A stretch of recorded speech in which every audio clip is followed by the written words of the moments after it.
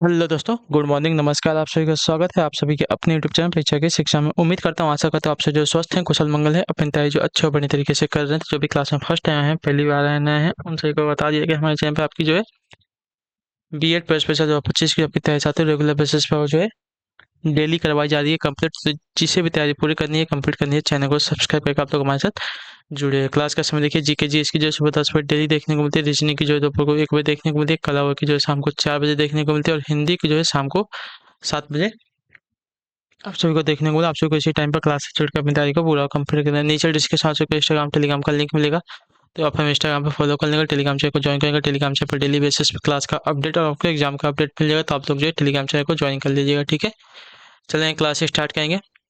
Class start करने से पहले सभी से रिक्वेस्ट, जिस टाइम तक क्लास को लाइक नहीं किया लाइक करेंगे, शेयर नहीं किया शेयर करेंगे, और जिस टाइम तक चैनल को सब्सक्राइब नहीं किया वो लोग जो है जाके चैनल को सबसे पहले सब्सक्राइब करें। पहला क्वेश्चन आपका 26 नंबर, ध्यान से देखकर उत्तर देंगे। राइट आंसर का निम्न में कौन सा भू संतुलन का उदाहरण है? बताइए, निम्न में कौन सा जो है भू संतुलन का उदाहरण है? इसका राइट आंसर क्या हो जाएगा?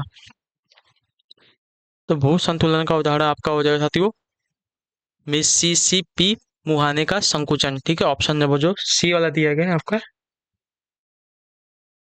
सही उत्तर होगा। ठीक है, भू संतुलन या समस्थिति का अर्थ है पृथ्वी की भूपटल की सतह उच्चवावन के रूप में स्थित पर्वतों, पठारों एवं समुद्रों के उनके भार के अनुसार भूप्रवृत्ति के नीचे स्थित पिघली चट्टानों के ऊपर संतुलन बनाए रखने की अवस्था। ठीक है, मिसिसिपी मुहाने संकुचन भू संतुलन का उदाहरण है। ठीक है, अगले क्वेश्चन की तरफ बढ़ेंगे। आपका है 27 नंबर, उत्तर देने की कोशिश कीजिए। किस सातवाहन राजा ने स्वयं ब्राह्मण की उपाधि धारण की थी? बताइए, किस सातवाहन राजा ने स्वयं ब्राह्मण की उपाधि धारण की थी? तो इसका राइट आंसर आपका हो जाएगा साथियों गौतमी पुत्र सातकड़ी ने। ठीक है, ऑप्शन नंबर जो सी दिया गया आपका राइट आंसर। सातवाहन शासक गौतमी पुत्र सातकड़ी ने एकमात्र ब्राह्मण की उपाधि धारण की थी। यह सातवाहन वंश का प्रतापी राजा माना जाता था। नासिक अभिलेख में नासिक अभिलेख से गौतमी पुत्र सातकड़ी की उपलब्धियों का पता चलता है। ठीक है, गौतमी पुत्र सातकड़ी का शासन जो है काल दूसरी शताब्दी के आसपास का था। अगले क्वेश्चन की तरफ बढ़ेंगे। 28 नंबर, उत्तर देने की कोशिश कीजिएगा। राइट आंसर का वैदिक काल में बलि का शब्द क्या अर्थ है? बताइए, वैदिक काल में बलि शब्द का क्या अर्थ है? तो इसका अर्थ होता है साथियों आपका प्रजा द्वारा शासक दो प्रजा द्वारा शासक को दी गई भेंट। ठीक है, ऑप्शन नंबर जो डी दिया गया आपका राइट आंसर। वैदिक काल में बलि शब्द का अर्थ है प्रजा द्वारा शासक को दी गई भेंट। क्लियर है, चलिए अगले क्वेश्चन की तरफ बढ़ेंगे। आपका 29 नंबर, उत्तर देने की कोशिश कीजिए। राइट आंसर, कौन से बौद्ध ग्रंथ में 16 महाजनपद का उल्लेख मिलता है? बताइए, कौन से बौद्ध ग्रंथ में जो है 16 महाजनपद का उल्लेख मिलता है? तो आपका राइट आंसर हो जाएगा यहाँ पे अंगुत्तर निकाय में। ठीक है, ऑप्शन नंबर जो सी ए दिया गया आपका राइट आंसर होगा। ठीक है, बौद्ध ग्रंथ अंगुत्तर निकाय में जो है 16 महाजनपदों की सूची प्राप्त होती है। इस तरह जैन ग्रंथ भगवती सूत्र में भी जो है 16 महाजनपदों का उल्लेख मिलता है। बौद्ध तथा जैन ग्रंथों में वर्णित महाजनपदों में से कुछ जो है गणत्रीय या गणराज्य हैं, परंतु राजतंत्र की संख्या अधिक है यहाँ पर। ठीक है, अगला क्वेश्चन आपका 30 नंबर, उत्तर देने की कोशिश कीजिएगा। राइट, बुलंद दरवाजा किसके द्वारा बनवाया गया था?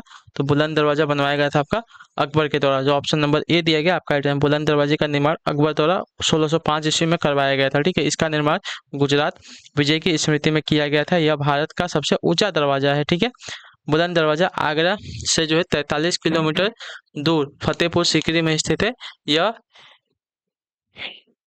इंडो इस्लामी स्थापत्य का अद्भुत नमूना है। ठीक है, अगला आपका है 31, 31वां प्रश्न बताने की कोशिश करेंगे। राइट आंसर का निम्नलिखित में से किस शासक ने जो भारत में सर्वप्रथम एकता प्रारंभ किया था? बताइए, निम्नलिखित में से किस शासक ने भारत में सर्वप्रथम एकता प्रारंभ किया था? तो आपका राइट आंसर यहाँ पे हो जाएगा साथियों इल्तुतमिश ने। जो ऑप्शन नंबर ए दिया गया आपका राइट आंसर होगा। ठीक है, भारत में सर्वप्रथम एकता व्यवस्था का प्रचलन जो है इल्तुतमिश ने किया था। ठीक है, इसने जो है सल्तनत के प्रदेशों को विभिन्न इक्ताओं में विभाजित किया तथा इक्तादारों की नियुक्ति की। ठीक है, इक्तादार सैनिक तथा राजस्व के क्षेत्र में कार्य करते थे। इक्तादारी व्यवस्था सामंतवादी प्रथा के जो है अलग थी। ठीक है, अगला क्वेश्चन आपका है 32, 32वां प्रश्न बताने की कोशिश कीजिएगा। सही उत्तर हो जाएगा।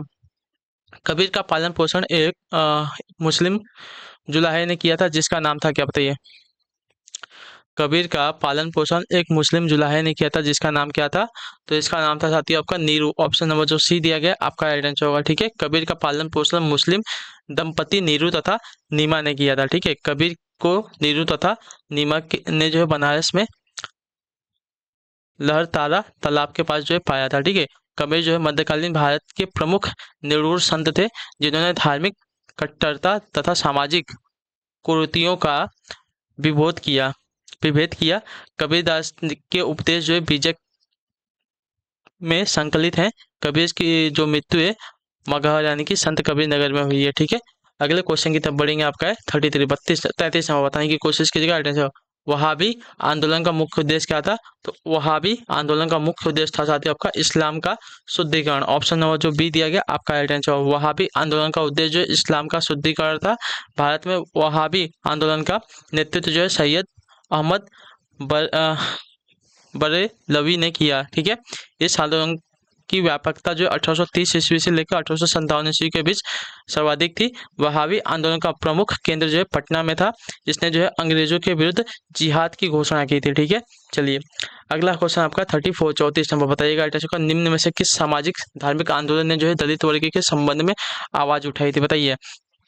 तो इसका राइट आंसर आपका हो जाएगा साथियों सत्यशोधक समाज ने। ठीक है, ऑप्शन नंबर आपका डी राइट होगा। सत्यशोधक समाज ने जो है सत्यशोधक समाज की स्थापना आपकी 24 सितंबर 1873 ईस्वी में पूना में हुई थी। ठीक है, इसके संस्थापक आपके ज्योतिबा फुले थे। सत्यशोधक समाज ने जो है ब्राह्मणवादी कर्मकांड का विरोध किया तथा दलितों के उद्धार के लिए अनेक कार्य किए। ठीक है, सत्यशोधक समाज में दलितों तथा स्त्रियों की शिक्षा के लिए जो है विशेष प्रयास किया था।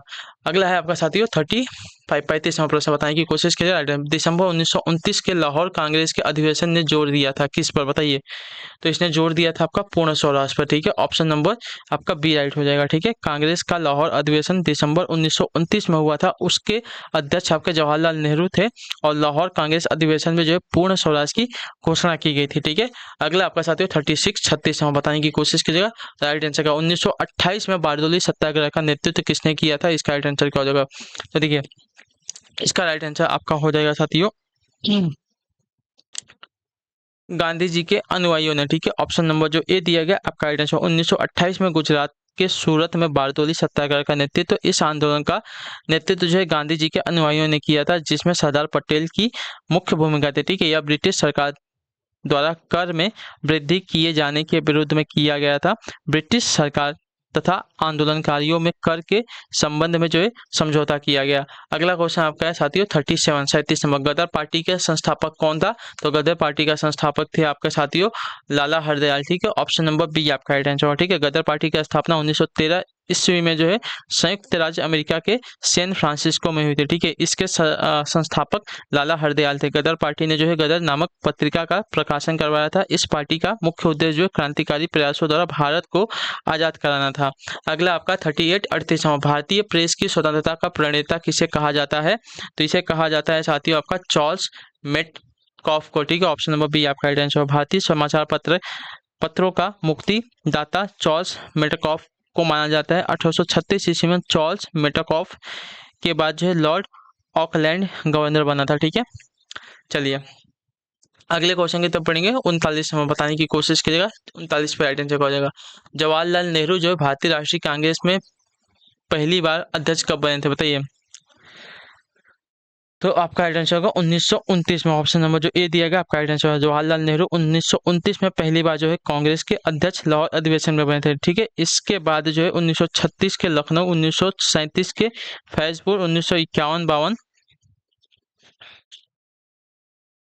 के दिल्ली, 1954 के कलकत्ता अधिवेशन में भारतीय राष्ट्रीय कांग्रेस के अध्यक्ष बने थे। ठीक है, 1921 में भारतीय राष्ट्रीय कांग्रेस के अध्यक्ष जो हकीम अजमल खान, 1927 में जो है मुख्तार अहमद अंसारी तथा 1932 में मदन मोहन मालवीय भारतीय राष्ट्रीय कांग्रेस के अध्यक्ष बने थे। ठीक है, चलिए अगले क्वेश्चन की तरफ बढ़ेंगे। आपका है 39 हो गया। 40 नंबर क्वेश्चन। ठीक है, भारत में मानव विकास सूचकांक HDI का समाविष्ट है क्या? तो इसका समाविष्ट आपका हो जाएगा साथियों, देखिए जीवन प्रत्याशा, शैक्षिक उपलब्धि, प्रति व्यक्ति आय, ये सभी हैं। तो ऑप्शन नंबर आपका डी राइट हो गया। यहाँ पर क्लियर हो गया। इसका मानव विकास सूचकांक की शुरुआत महबूब उल हक के प्रयास से वो 1900 में हुई थी। ठीक है, मानव विकास सूचकांक के 3 मुख्य घटक हैं, जीवन प्रत्याशा, शैक्षणिक उपलब्धि और प्रति व्यक्ति आय।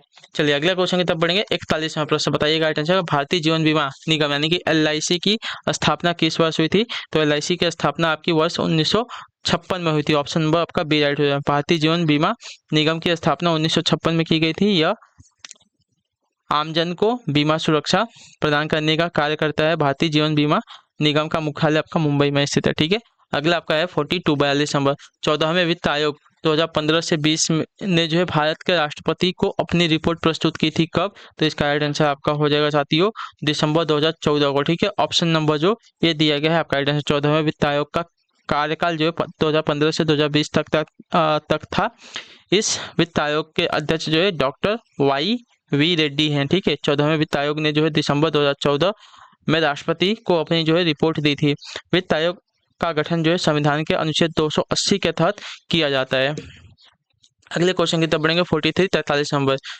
भारत में किस क्षेत्र में जो अधिकतम कुल घरेलू बचत प्राप्त होती है? बताइए भारत में किस क्षेत्र में अधिकतम कुल घरेलू बचत प्राप्त होती है? तो आपका राइट आंसर यहाँ पे हो जाएगा साथियों घरेलू क्षेत्र से। ठीक है, ऑप्शन नंबर जो बी दिया गया है आपका राइट आंसर। भारत में प्रथम पंचवर्षीय योजना की शुरुआत, एक मिनट, दिए गए विकल्पों से अधिकतम घरेलू बचत जो है घरेलू क्षेत्र में होती है। घरेलू क्षेत्र के अंतर्गत जो आने वाले सभी आर्थिक क्रियाकलापों की बचत जो है बचतों को ही इसमें जो है शामिल किया जाता है। ठीक है, अगला क्वेश्चन आपका 44वां बताने की कोशिश करेंगे।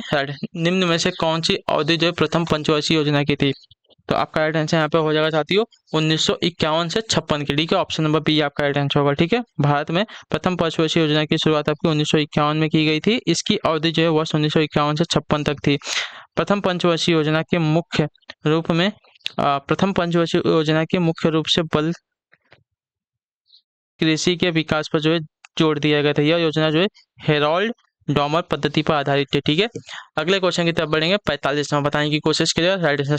राष्ट्रीय सांख्यिकी आयोग की स्थापना कब हुई थी?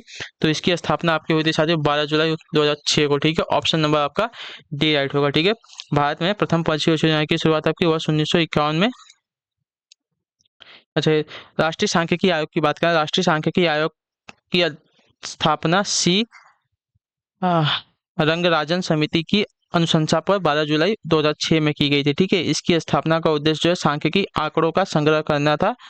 यह जो है केंद्रीय सांख्यिकी संगठन तथा राष्ट्रीय नमूना सर्वेक्षण संगठन की सहायता से करता है। ठीक है, अगला आपका साथियों 46वां प्रश्न बताने की कोशिश करिए। निर्धनता का दुष्चक्र की अवधारणा संबंधित है किससे? बताइए निर्धनता का दुष्चक्र की अवधारणा संबंधित है किससे? तो आपका राइट आंसर यहाँ पे हो जाएगा साथियों आर नरकसे से। ठीक है, ऑप्शन नंबर आपका बी राइट होगा। ठीक है, निर्धनता का दुष्चक्र की अवधारणा आर नरकसे ने दी थी। इसके अनुसार निर्धन व्यक्ति लगातार निर्धन होता जाता है। समय के साथ निर्धनों की आय, उपयोग व्यय तथा जीवन स्तर में गिरावट आती जाती है। ठीक है, अगला क्वेश्चन आपका 47 नंबर। निम्नलिखित में से किसमें कार्बन नहीं होता है? कार्बन किसमें नहीं होता है? तो कार्बन जो है आपका नहीं होता है बलुआ पत्थर में। ठीक है, हीरा, ग्रेफाइट, कोयला जो है कार्बन के अपरूप होते हैं। ठीक है, चलिए कार्बन की सर्वाधिक मात्रा हीरे में पाई जाती है। हीरे तथा ग्रेफाइट कार्बन के दो अपरूप हैं। कोयला में भी जो है कार्बन पाया जाता है। ठीक है, अगला क्वेश्चन आपका है 48 भारी जल है एक क्या?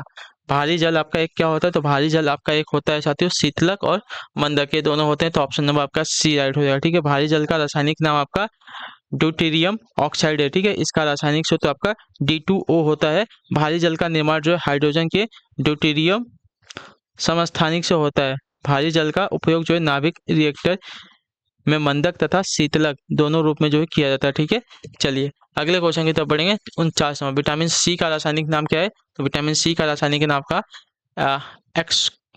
एक्सकॉर्बिक अम्ल होता है। ठीक है, ऑप्शन नंबर आपका सी राइट होगा। विटामिन सी का रासायनिक नाम आपका एक्सकॉर्बिक अम्ल है। विटामिन सी का सामान्य स्रोत आपका खट्टे फल तथा सब्जियां होती हैं। ठीक है, विटामिन बी तथा सी जल में घुलनशील होते हैं, जबकि ए, डी, के तथा ई विटामिन वसा में घुलनशील होते हैं। ठीक है, अगले क्वेश्चन की तरफ बढ़ेंगे। 50 नंबर आखिरी क्वेश्चन। निम्न में से कौन सी धातु चाकू से काटी जा सकती है? चांदी, एल्युमिनियम, जस्ता या सोडियम? तो आपका राइट आंसर हो जाएगा यहाँ पे सोडियम। ऑप्शन नंबर आपका डी राइट हो जाएगा। ठीक है, सोडियम एक आपका मुलायम धातु है जिसे चाकू से काटा जा सकता है। सोडियम धातु को जो है केरोसिन तेल में रखा जाता है। ठीक है, चलिए तो इसी के साथ जो आपकी क्लास है आज की यहीं पे पूरी होती है, कंप्लीट होती है। आई होप कि आपको क्लास जो साथी अच्छी लगी, पसंद है क्लास को लाइक कर दीजिएगा। चैनल पर पहली बार तो चैनल को सब्सक्राइब कर लिया। अपना जो फीडबैक है क्लास के बारे में नीचे कमेंट में बता दीजिएगा। हमसे मिलेगा आपकी अगली क्लास में, तब तक के लिए टाटा बाय बाय, जय हिंद जय भारत। आपसे क्लास से जुड़ने के लिए बहुत बहुत ही धन्यवाद साथियों।